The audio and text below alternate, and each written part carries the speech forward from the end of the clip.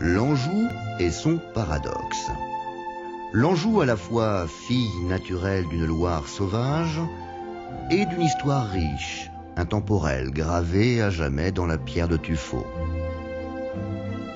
Tout en impétuosité et en même temps parée de majesté, voilà une région qui sait déjouer les clichés. La preuve, en Anjou, on sait aussi surfer sur la dernière mode mondiale. Je vous entends encore plus fort.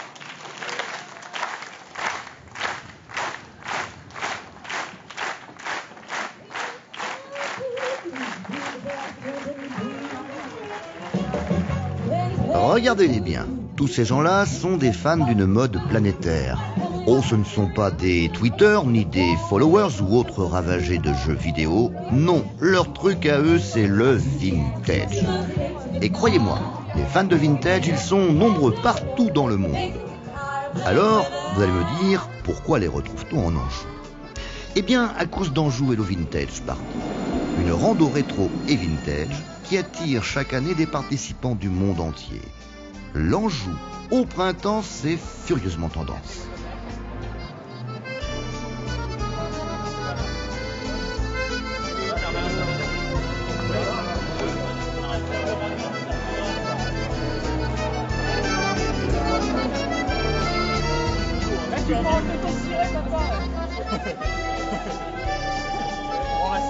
Ça te rappelle ton jeune temps, ça, Raymond, hein? Ah, bien voulu, hein, mais nous, on est restés jeunes. Regarde, t'as vu, regarde, j'ai même pas... Bidon d'origine et tout. La vintage, pour moi, c'est l'amour des vieux vélos, en fin de compte. Hein. C'est d'en faire ressortir et de réactualiser des vieux vélos. Vintage, c'est années 50 pour moi, hein, personnellement. Le Formica, les balles, etc. Voilà, tout ce qui a trait aux années 50. Le modernisme arrivant. Le vintage, c'est quoi? C'est le vin, non? Vintage, mot anglais désignant un millésime de vin et par extension, tout objet fabriqué il y a plus de 20 ans.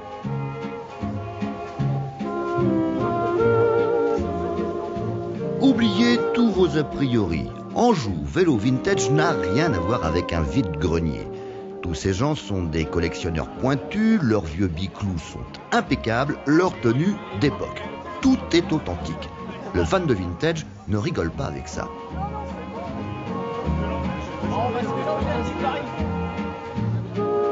Fan de vintage. Personne désirant retrouver l'âme d'une époque à travers ses objets. Il est ici la vélo 1903. C'est la vélo des premières Tours de France. Les vélos des années 60 m'intéressent beaucoup, mais moi je suis collectionneur de vélos et revendeur de vélos à Londres, les vélos classiques comme les vélos européens. Mais ça c'est mon entreprise. Hein. Put it there nearly. I'm back. Can I not put it here? Yes. Moi j'ai un vélo de 1983 qui a appartenu à un coureur professionnel qui était de l'équipe Moto Bécane. Et donc le vélo, faut le faire vivre, faut le faire. Et puis en plus il y a l'ambiance, il y a l'organisation qui est superbe.